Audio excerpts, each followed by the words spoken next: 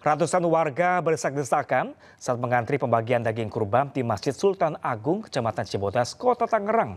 Warga tak sabar karena sudah mengantri lama untuk mendapatkan hewan kurban.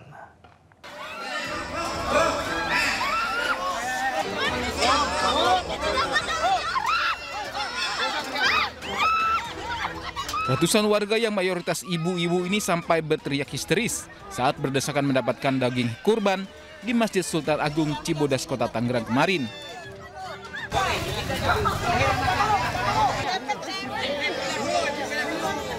Warga tak sabar karena sudah mengantri lama di pintu gerbang masjid. Petugas Satpol PP dan Polsek Jatiuwung tak bisa berbuat apa-apa saat warga menerobos pengamanan petugas. Panitia sebenarnya sudah menjadwalkan pembagian hewan kurban pada siang hari. Namun sebagian warga sudah datang sejak pagi karena takut kehabisan daging. Sebenarnya itu cuma ngantri biasa tiap tahun yang dari datang itu ngantri.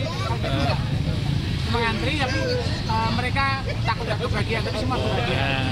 Tapi saat ini kondisi aman ya Pak? Kondisi aman. Banyaknya warga yang datang membuat panitia terpaksa mengurangi berat kantong daging agar semua warga kebagian. Dari Tangerang, Banten, Sukron, iNews melaporkan. Ya, pemirsa, Masjid Istiqlal Jakarta akan melaksanakan penyembelihan hewan kurban hari ini. Di antaranya 2 ekor sapi kurban yang diberikan Presiden Prabowo Subianto.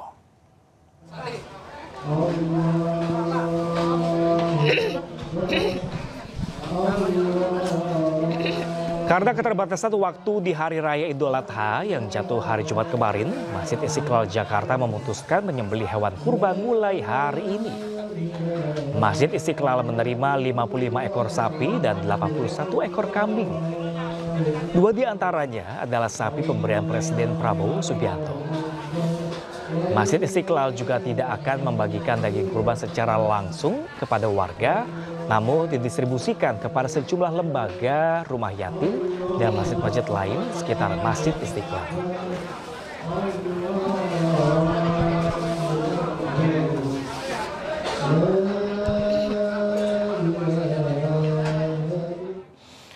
Dan pemirsa, untuk mengetahui informasi terkini pemotongan hewan kurban di Masjid Istiqlal Jakarta, pemirsa, kita akan tanyakan langsung kepada jurnalis iNews Hadisti Arifah yang sudah ada di lokasi. Assalamualaikum warahmatullahi wabarakatuh. Selamat pagi rekan Hadisti. Jam berapakah sapi kurban dari Presiden Prabowo Subianto ini akan disembelih dan bagaimana distribusinya nanti?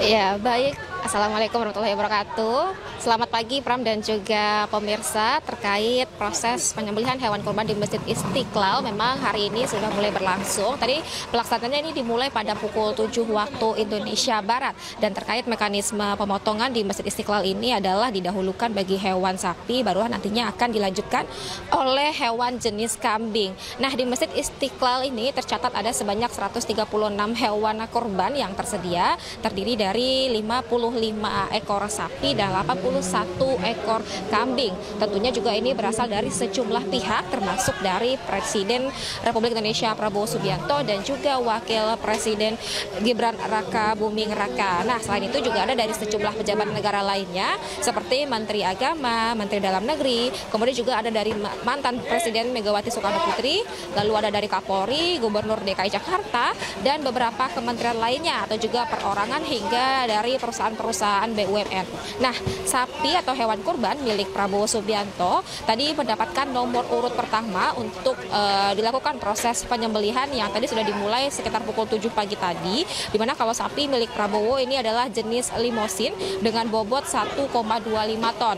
Kemudian prosesnya dilanjutkan oleh penyembelihan hewan kurban milik milik Wakil Presiden, maksud kami Gibran Raka Buming Raka, yang juga dengan jenis sama yaitu sapi jenis limosin dengan bobot 1,1 ton. Tadi proses keduanya ini berlangsung lancar. Kemudian juga kalau terkait mekanisme pembagiannya, di Masjid Istiqlal Jakarta ini tadi menyampaikan bahwa proses pembagian hewan kurban ini tidak diberikan secara langsung kepada warga atau melalui kupon, namun disalurkan kepada lembaga atau yayasan-yayasan yang sudah bekerjasama dengan Masjid Istiqlal. Barulah nanti dari yayasan atau lembaga tersebutlah yang akan menyalurkannya kepada masyarakat atau yang berhak menerima hewan kurban ini. Nah, kemudian terkait hewan kurban atau sapi dari Presiden Republik Indonesia, ini selain disalurkan kepada warga melalui yayasan ataupun juga lembaga yang sudah bekerja sama dengan Masjid Istiqlal, juga nantinya akan digunakan dalam pelaksanaan makan bersama anak yatim yang digelar oleh Masjid Istiqlal esok harinya. Ada sebanyak 2.000 anak yatim yang akan diundang dan akan mengikuti makan bersama dengan Presiden Republik Indonesia, dan nantinya untuk menu makanan ini akan menggunakan hewan kurban yang sudah disembelih hari ini, yakni milik Presiden Republik Indonesia yakni Prabowo Subianto. Nah, kalau untuk hewan kurban lainnya seperti yang saya sampaikan tadi, nantinya ini akan disalurkan ke lembaga atau yayasan lain yang nantinya mereka baru menyalurkan kepada warga. Nah, terkait mekanisme penyembelihan, kalau kami melihat di Masjid Istiqlal ini ada sebanyak 136. Artinya kemungkinan nantinya proses penyembelihan ini akan memakan waktu hingga sore hari. Pram. Baik, Hadisi Arifah melaporkan langsung dari Masjid Istiqlal Jakarta. Terima kasih dan selamat bertugas kembali. Assalamualaikum warahmatullahi wabarakatuh. Masjid Al-Azhar Jakarta juga lakukan pemotongan hewan kurban mulai hari ini. Setelah disembelih, daging kurban akan langsung dibagikan.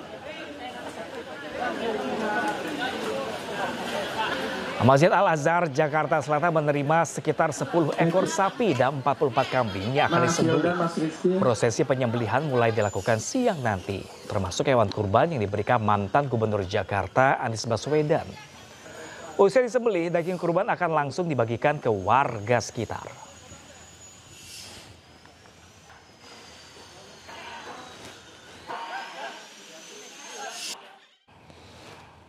Lalu pemirsa, bagaimanakah situasi terkini suasana pemotongan hewan kurban di Masjid Raya Al-Azhar Jakarta Selatan? Pemirsa, sudah bersama kami jurnalis iNews, ada Aulina Iyasya di sana. Selamat pagi Aulina. Ada berapakah total hewan kurban yang akan segera disembelih siang ini nanti di sana?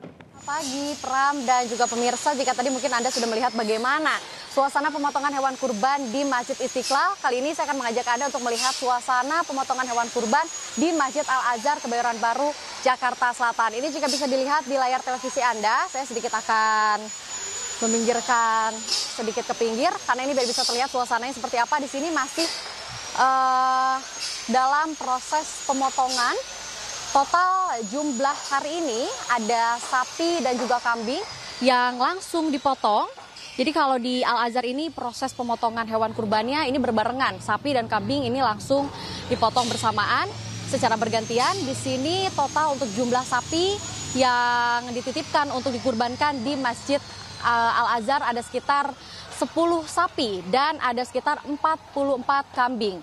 Untuk sampai jam 9:10 ini saya mengabarkan untuk Anda sudah ada sekitar 4 sapi dan juga 6 kambing yang sudah mulai dipotong dan nantinya akan dikuliti untuk dibagikan ke masyarakat atau warga sekitar wilayah ini. Dan untuk bagaimana sebetulnya sistem pendistribusian hewan dari Masjid Al-Azhar ini, berdasarkan informasi yang kami dapatkan dari Ketua Umum Masjid Al-Azhar ini Bapak Tatang Komara mengatakan bahwa pendistribusian daging kurban dari Masjid Al-Azhar ini nantinya adalah sistem delivery order. Jadi masyarakat atau warga ini tidak harus datang ke Masjid Al-Azhar, hanya saja mengajukan surat untuk bisa mendapatkan daging kurban dan nantinya akan dengan cara sistem delivery order yang akan langsung diantarkan oleh petugas kurban dari Masjid Al-Azhar. Adapun beberapa hal yang menarik mungkin tahun ini yang baru dilaksanakan atau baru berlangsung di Masjid Al-Azhar ini dalam kurban tahun ini, yakni daging kurban yang sudah dikurbankan di Masjid Al-Azhar ini nantinya akan dibagikan ke Palestina dan juga akan dibagikan ke beberapa wilayah di Indonesia. Salah satunya di Pulau Sumatera, Jawa, dan juga Sulawesi. Ini juga adalah baru sistem yang diberlakukan dari Masjid Al-Azhar, Pram dan juga pemirsa. Untuk Palestina sendiri seperti kita ketahui bahwa saat ini banyak warga atau kaum muslim di sana yang membutuhkan. Maka dari itu adanya pendistribusian daging ke Palestina juga ini mulai berlangsung pada tahun ini. Adapun untuk terkait pemotongan hewan sendiri ini akan berlangsung sampai dengan pukul 1 siang nanti. Kembali ke Anda, Pram. Baik, terima kasih banyak Aulina Iyasya, terima kasih dan selamat bertugas kembali. Sementara itu pemirsa, petugas merazia warga yang kerap mencuci isi perut hewan kurban di sepanjang Sungai Kalimas di Surabaya, Jawa Timur. Selain mencemari air, bagi warga yang ketahuan dapat dikenakan denda hingga kurungan penjara.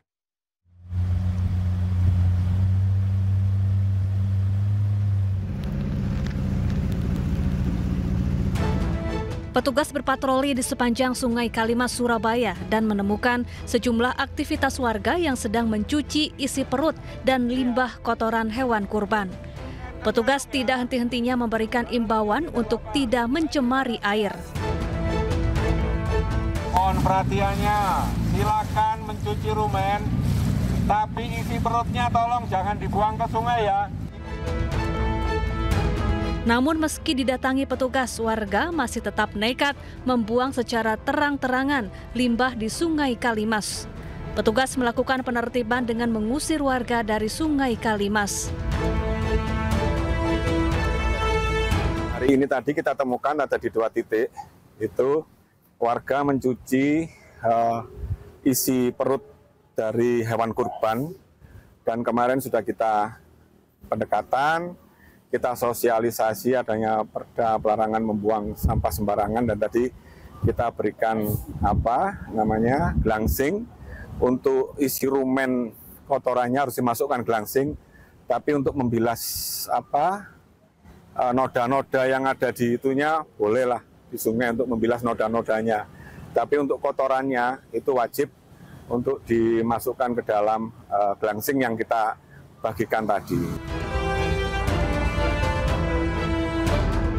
Hingga 3 hari ke depan, petugas masih berpatroli. Bagi warga yang kedapatan membuang isi perut dan limbah kotoran hewan di sungai, akan dikenakan perda tentang pengelolaan sampah dan kebersihan dengan sanksi tindak pidana. Dari Surabaya, Jawa Timur, Rahmat Ilyasan, iNews melaporkan. Ya, pemirsa, sejumlah jemaah pingsan dan jatuh sakit saat menuju Jamarat untuk melempar jumroh. Jemaah haji diimbau tidak memaksakan diri jika dalam kondisi sakit ataupun lemah. Petugas Haji Indonesia dengan sigap menolong jemaah yang jatuh pingsan saat dalam perjalanan ke Jamarat. Jemaah ini hendak melakukan prosesi lempar jumroh. Jemaah ini kemudian langsung dievakuasi ke rumah sakit terdekat. Jemaah yang hendak melaksanakan lempar jumroh disarankan membawa bekal minuman dan makanan yang cukup. Menteri Agama Nasaruddin Umar juga mengimbau jemaah tidak memaksakan diri jika dalam kondisi lemah atau sakit. Selain itu, jemaah wajib mengikuti jadwal lempar jumroh yang telah ditentukan pemerintah. Menak juga menyebut ada 150 jemaah haji Indonesia yang wafat di Tanah Suci.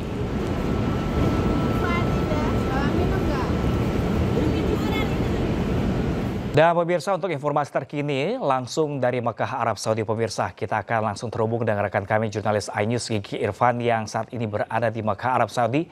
Assalamualaikum warahmatullahi wabarakatuh, rekan Gigi. Waalaikumsalam warahmatullahi wabarakatuh, Pak. Ya, rekan Gigi, bagaimanakah update perkembangan terbaru terkait tahapan dari prosesi ibadah haji di hari ini? Ya, Pak Sanjaya dan pemirsa, usai melaksanakan puncak haji cukup di Arafah, jemaah haji Indonesia melaksanakan rangkaian selanjutnya seperti mengumpulkan kerikil serta mabit di Musdalifah dan bergeser ke Mina untuk melaksanakan mabit. Dan di tanggal 10 Zulhijjah, ribuan jemaah haji Indonesia pun berangsur memadati kawasan Jamarat untuk melaksanakan melontar jumroh Aqabah. Nantinya di hari tasyrik 11, 12, 13 Zulhijjah, jemaah akan kembali melontar jumrah Ula, Wusta, dan Aqabah untuk selanjutnya melaksanakan rangkaian ibadah lain, yakni tawaf ifadah, sa'i, dan tahallul tsani. Gigi, artinya ini ada waktu, pembagian waktukah untuk jemaah Indonesia untuk melakukan lempar jumroh yang akan dilakukan hari ini? Iya, Pram dan pemirsa, ada catatan penting mengenai waktu melontar yang jadi perhatian jemaah. Terdapat 2 sesi di tiap-tiap tanggalnya, seperti tanggal 11 Zulhijjah. Sesi pertama jadwal melontar yang di jam 17 sampai 24 waktu Arab Saudi, dan di sesi kedua di jam 00 sampai 4 waktu Arab Saudi. Dan waktu yang harus dihindari yakni jam 11 hingga 14 waktu Arab Saudi.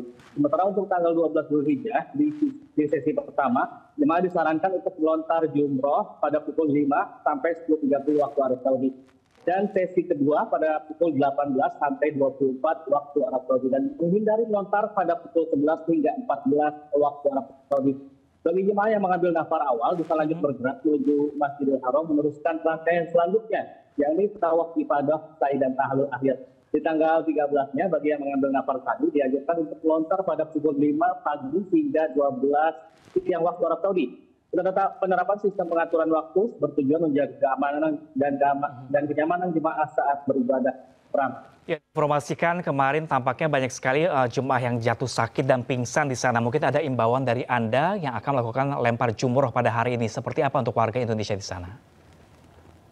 Iya, Pram dan pemirsa, ini saya sedang piket, dan saat piket di Jamarat banyak sekali saya temukan jemaah yang memaksakan diri untuk melontar hingga ditemukan petugas dalam kondisi kelelahan, bahkan hingga pingsan, dan harus mendapat perawatan di klinik rumah sakit Arab Saudi. Diimbau bagi jemaah lansia ataupun dalam kondisi sakit tidak memaksakan diri untuk melontar jumroh dan bisa meminta mewakilkannya oleh ketua kloter atau ketua rombongan. Ini dikarenakan perjalanan dari Pemondokan menuju Jamarat cukup jauh hingga membutuhkan energi dan fisik yang kuat.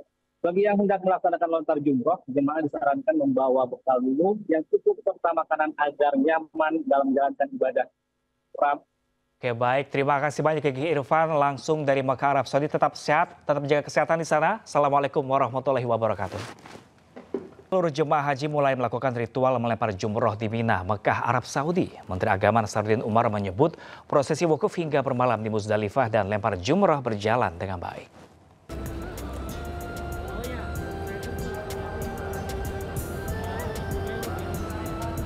Usai menginap di Muzdalifah, jemaah haji Indonesia mulai melaksanakan prosesi melempar jumroh di Mina, Mekah, Arab Saudi sejak Jumat malam. Menteri Agama Nasaruddin Umar menuju Jamarat untuk melakukan lempar jumroh sekaligus meninjau kondisi jemaah haji Indonesia. Alhamdulillah tadi pagi jam 9 lewat sedikit, semua jamaah haji kita bersih, tidak ada lagi yang tertinggal di Muzdalifah sebelum matahari terik, dan semuanya alhamdulillah sudah masuk dalam tema. Walaupun ada yang salah masuk tenda, tapi yang penting aman dulu ya, masuk di tenda ber-AC, makan minum, dan kemudian setelah itu melakukan pelemparan jamarat. Alhamdulillah tidak ada satupun yang terkendala. Ya. Adapun prosesi lempar jumroh ini dilakukan untuk memperingati peristiwa pelemparan batu oleh Nabi Ibrahim alaihissalam terhadap godaan setan. Batu yang digunakan dikumpulkan jemaah saat mabit atau bermalam di Muzdalifah. Lempar jumroh merupakan salah satu wajib haji yang jika ditinggalkan ibadah haji tetap sah, tetapi harus membayar dam atau denda. Dari Mekah, Arab Saudi, Tim Liputan iNews melaporkan. Ya, pemirsa, merayakan Hari Raya Idul Adha 1446 Hijriah, MNC Land dan MNC Peduli menyalurkan hewan kurban untuk masyarakat di Kabupaten Bogor, Jawa Barat. Penyerahan hewan kurban ini sebagai bentuk kepedulian dalam membantu sesama di Hari Raya Idul Adha.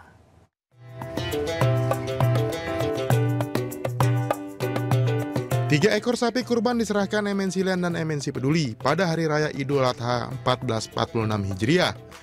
Sumbangan hewan kurban ini diserahkan masing-masing 1 ekor sapi melalui DKM Masjid Baitul Faizin Komplek Pemda Cibinong dan Masjid Al-Ikhlas Kantor Badan Pertanahan Nasional Kabupaten Bogor.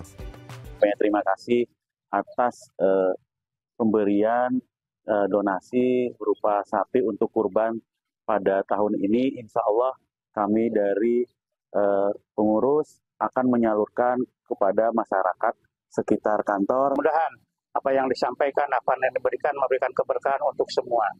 Ya, sekali lagi kami aturkan terima kasih.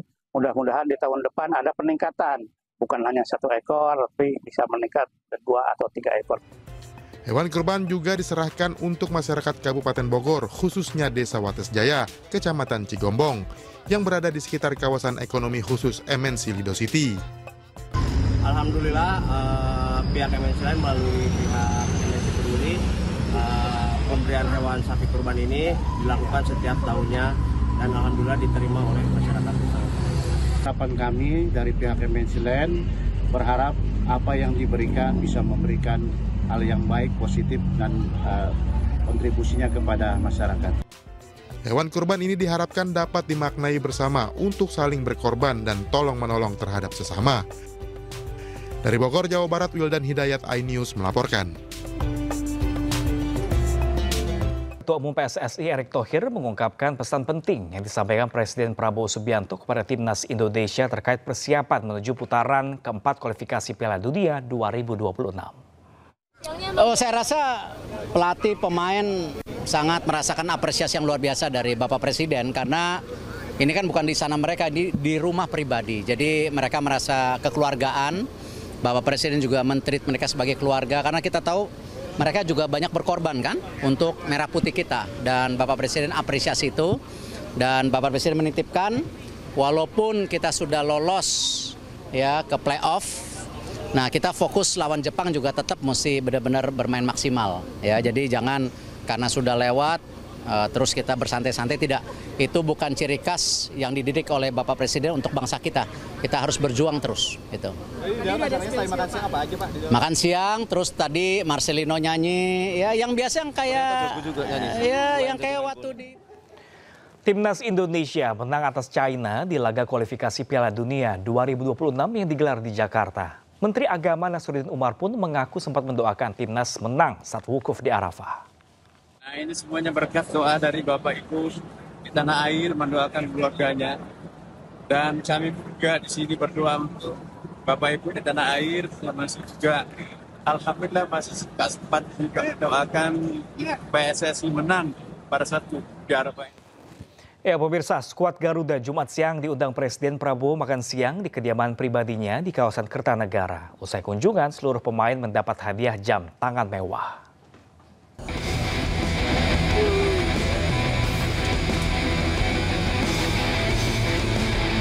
Usai memetik kemenangan atas Tiongkok, skuad Garuda Jumat siang memenuhi undangan makan siang di kediaman pribadi Presiden Prabowo Subianto di kawasan Kertanegara.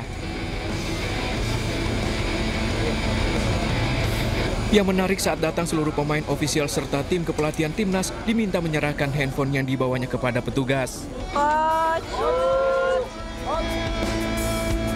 Usai pertemuan dan makan siang selama 90 menit, seluruh pemain pulang dengan menenteng hadiah. Ternyata seluruh pemain mendapat hadiah jam tangan mewah. Ini diketahui dari unggahan Justin Rapner yang viral di media sosial.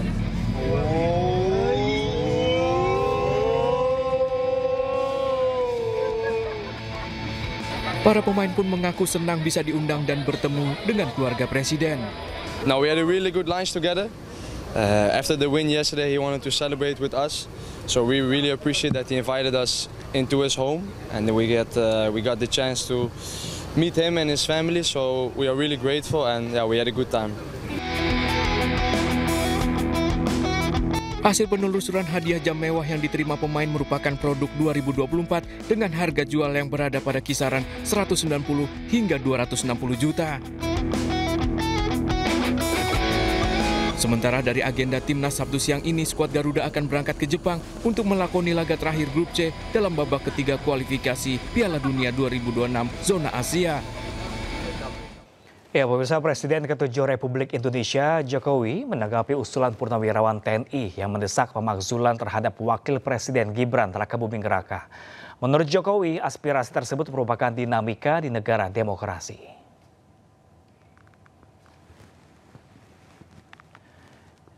Ya pemirsa, Forum Purnawirawan TNI usulkan pemakzulan Gibran karena menilai ada dugaan pelanggaran terhadap hukum acara di Mahkamah Konstitusi dan kekuasaan kehakiman dalam proses pencalonannya di Pilpres 2024.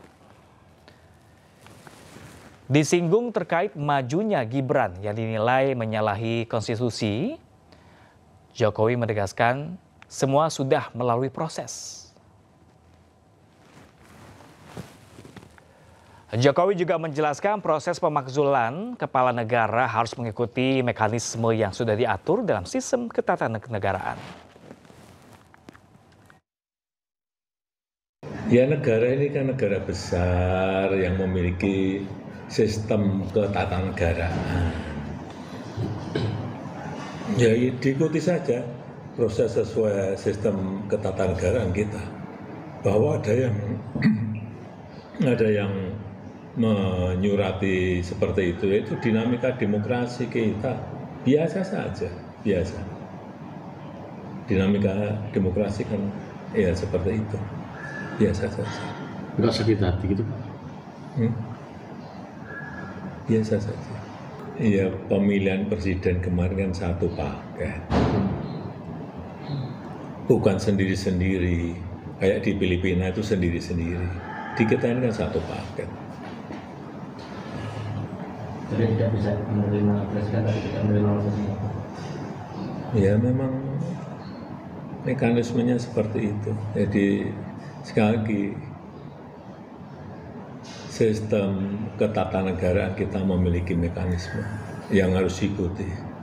Bahwa pemakzulan itu harus presiden atau wakil presiden misalnya korupsi atau melakukan perbuatan tercela. Usai ijazah palsu, kini mantan Presiden Jokowi dituding menggunakan skripsi palsu agar bisa lulus kuliah. Jokowi pun menantang para penudingnya melapor ke polisi. Ditemui wartawan usai menunaikan sholat Id di kediamannya di Solo, Jokowi akan melayani dengan baik jika ada laporan ke polisi terkait tuduhan skripsi palsu. Jokowi bakal menantang tak hanya ijazah dan skripsi, tapi juga kartu keluarga dan KTPN, SIM dan juga sertifikat tanahnya. Laporkan saja setelah ijazah, nanti dilaporkan, nanti skripsinya dilaporkan. Setelah itu KK-nya dilaporkan, setelah itu KTP-nya dilaporkan, setelah itu SIM-nya dilaporkan, terus nanti sertifikat tanah rumah dilaporkan. Tak layani. Ya pemirsa, sebagian warga di Jakarta baru memulai penyembelihan hewan kurban hari ini. Di Jagakarsa, Jakarta Selatan, daging kurban dibagikan kepada warga usai sholat asar.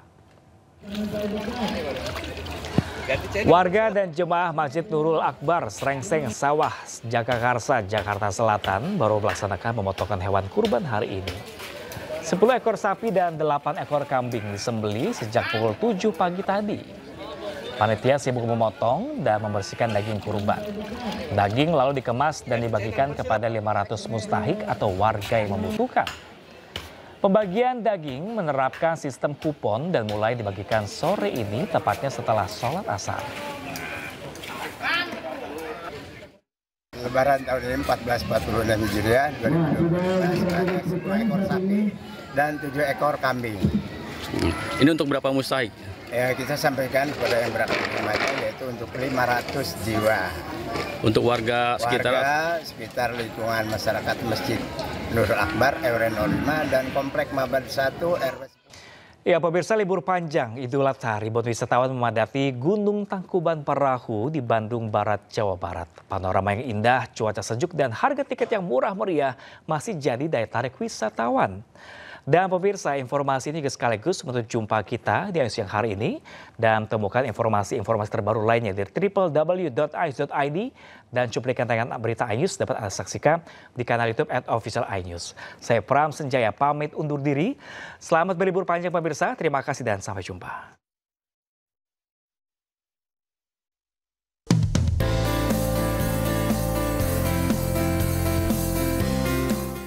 Ribuan wisatawan memadati objek wisata Gunung Tangkuban Parahu di Bandung Barat, Jawa Barat. Mereka datang untuk menghabiskan libur panjang Idul Adha bersama keluarga dan kerabat. Panorama yang indah, cuaca sejuk, dan harga tiket murah meriah masih menjadi daya tarik wisatawan. Meskipun hujan kerap turun di kawasan ini, tak menyurutkan antusiasme wisatawan. Mereka tetap asyik berfoto dan berjalan-jalan sambil menikmati udara segar. Tapi sayangnya ini hujan. Tapi kalau suasananya ini cukup, bukan lagi cukup, lumayan bagus sih. Datang ke sini cuma penasaran ingin melihat suasana di sini karena suasana di sini sangat bagus. Mau lihat kabut aja, banyak kabutnya juga di atas. Ini sama keluarga, Pak? Ya. Ini kesini baru pertama atau sebelumnya? Pengelola wisata menyebut puncak kunjungan wisatawan diprediksi terjadi hari ini. Namun untuk bisa sampai ke lokasi ini, wisatawan harus rela terjebak dalam kemacetan. Dari Bandung Barat, Jawa Barat, Yuwono Wahyu, iNews melaporkan.